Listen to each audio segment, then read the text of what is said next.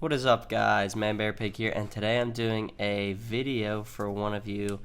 I got a request to do a video on gaming laptops, so I decided to pick out 4 gaming laptops, each in a different price range.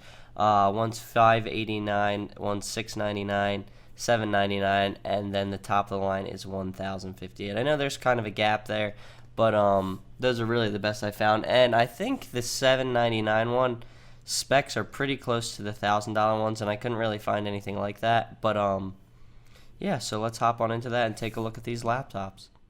What is up, guys? ManBearPig here, and this is the first laptop we're going to review. This is the Asus X555UB-NH51. So this comes with an i5-6200U CPU clocked at 2.3 gigahertz, a NVIDIA 940M with 2 gigabytes of VRAM, 8 gigs of RAM, 1 terabyte hard disk drive, and a 15.6-inch 1080p display. So this computer is going to be pretty good for the price range of $618. You really can't beat it.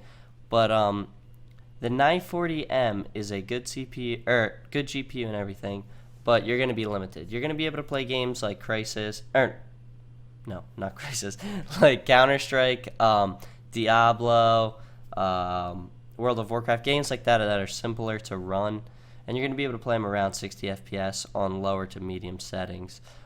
Games like Crysis and all those, it's going to be pushing this computer to its max, and you're probably going to be able to get 20 FPS lucky. So this is a great laptop for the casual gamer, and at the price range, it's pretty awesome. But if you're a hardcore gamer, I'd recommend saving up a couple $100 extra and going for one of the later laptops with better specs.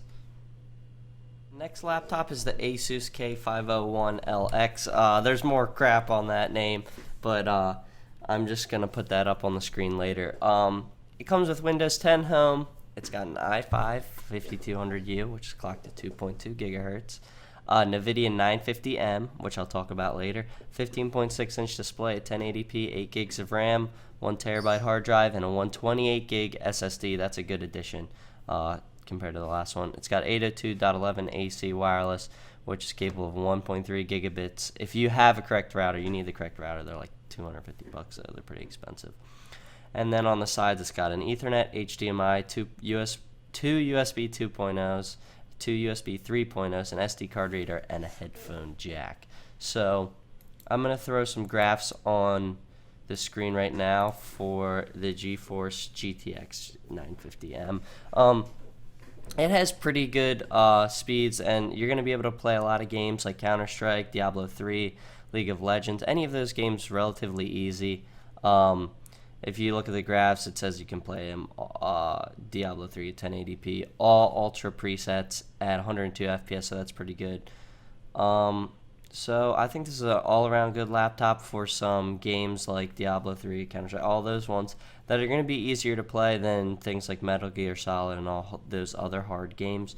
But it will be able to take them down, but only at about 30 FPS or less because of your limitations on the GPU. Yeah, let's move on to the next laptop. What is up, guys? So this is the laptop that I think is the best one. Or it's not the best one, that I prefer the most.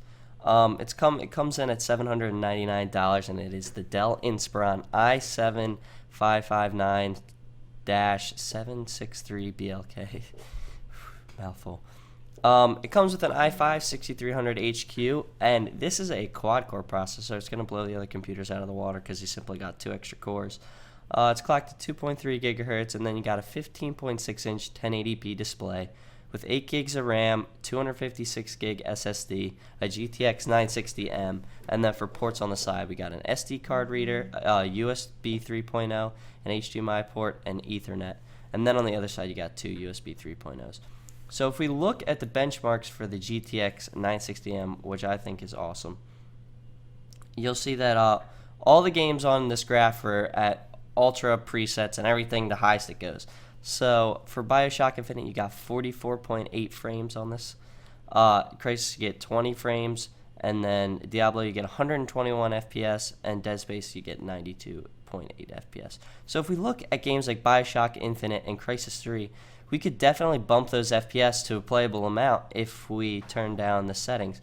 Bioshock Infinite, you could easily get to 60 FPS if you turn the presets way down. At medium settings, you could probably get close to 60 FPS, if not that. And on Crysis 3, you could probably get closer to 40 FPS if you turn all the settings down and make it actually playable. So I think this is a great value for this computer.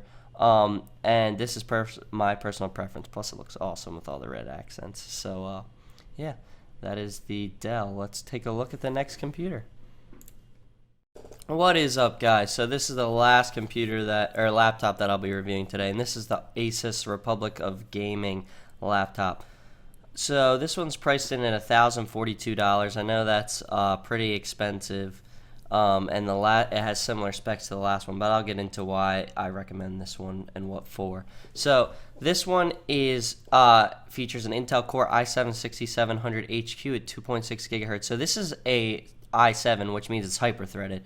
So for gaming, you don't really get any benefits of hyper-threading, but if you're doing something such as content creation with Photoshop, Visual Studio, or not Visual Studios, that's programming, Sony Vegas Pro, Adobe, any of that stuff, and you're using lots of editing software, or doing stuff like 3D rendering or anything, I would recommend this laptop over the last one. But strictly gaming, I would say that the Dell Inspiron is worth more of the money because it has everything you really need.